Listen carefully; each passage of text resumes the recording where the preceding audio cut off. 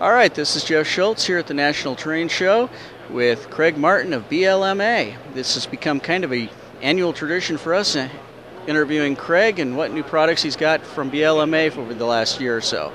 Now, last year you were making the coal people really happy. Yep. Then about half a year ago it was the intermodal people. Yep. And now you're going to make the reefer people mad. Why is that? Reefer madness. Oh, reefer madness. I got it. Yep.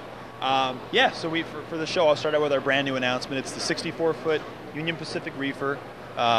These are going to be released in 24 road numbers in both HO and N scale. Price for HO is $29.95 retail, $24.95 for the N scale. All metal wheels, body-mounted KDs in HO scale, body-mounted microtrains in N scale. We're looking at second quarter 2011 delivery for those. But get your pre-orders in before, I think it's September 15th. For a guaranteed deadline. We always make more, but sometimes if they're very popular, they'll be sold out by the time they come in. And that's it. But on our website too, we have a brand new video. I visited the RailX facility where they load the trains, and they run these in big unit trains. You know, RailX from Washington and California all the way over to New York.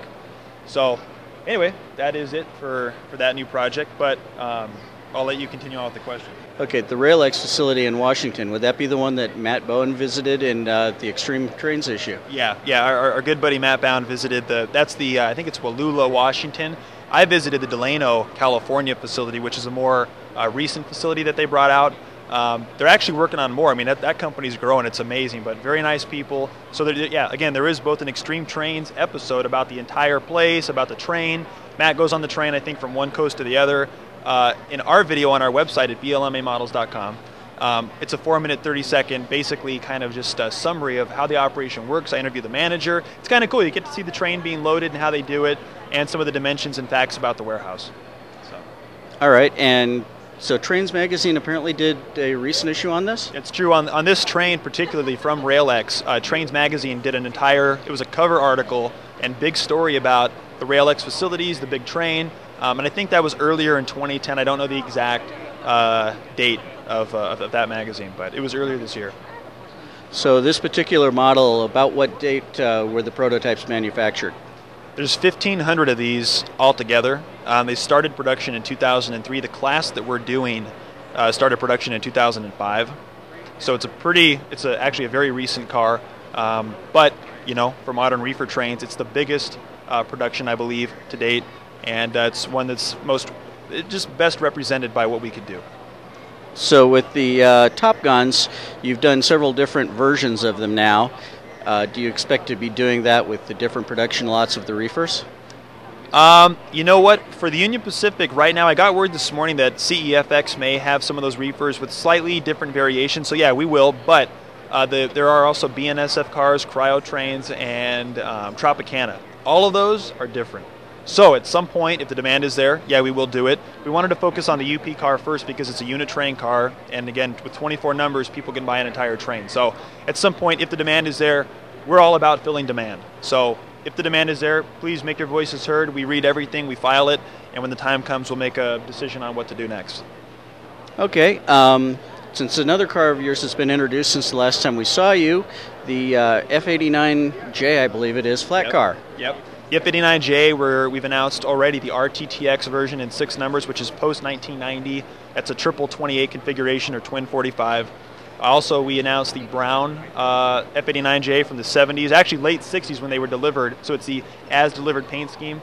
And we have our thing here, bringing back brown, because everybody asked, after we announced the RTTX version, everybody said, you got to do the brown car. So we've answered that call, once again, filling demand.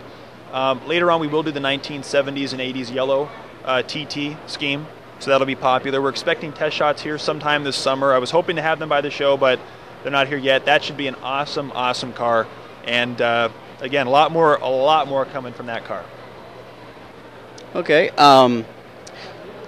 China. Your production's all in China, and there's been some problems with deliveries out of China and some restructuring, labor issues, and Sandrakan basically reorganizing and getting bought out. Has that had any effect on your production at all? We haven't ever dealt with Sandrakan, so it didn't directly affect us at all. However, there are other issues, and it's big economic issues, bigger than this industry, that are forcing things to happen over there. And the bottom line is that we just have to deal with it. And we always try to be attentive on our blog, on our website.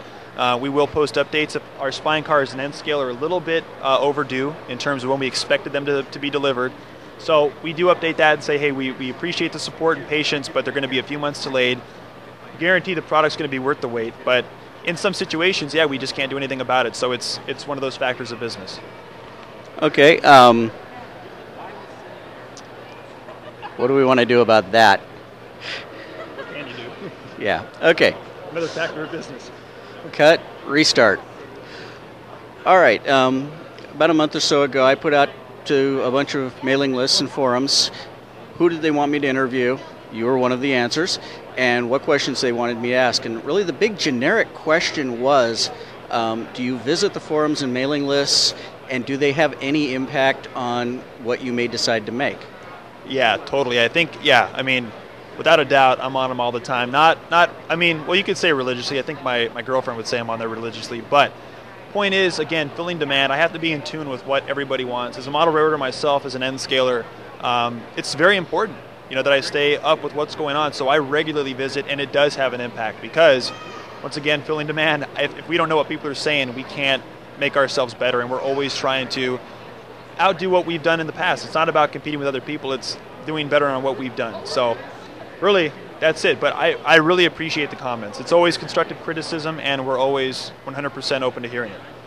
All right, end scaler. So do you have a layout, and if so, what's your prototype, era, that sort of thing? I have an N-track module that I proudly display when I can. I'm kind of an honorary member now in my club because I haven't been around for so long, busy doing this for everybody else. But basically, I kind of model everything, and N scale was my pride and joy. Now we're doing HO scale, so I love it all now. I go to different friends' layouts and operate and help. Usually it's install a lot of my products: chain link fence, wrought iron fence, put a little porta potty here and there. But now I enjoy it all. It's great. All right, that's pretty much the end of my questions. Anything you'd like to say to our readers?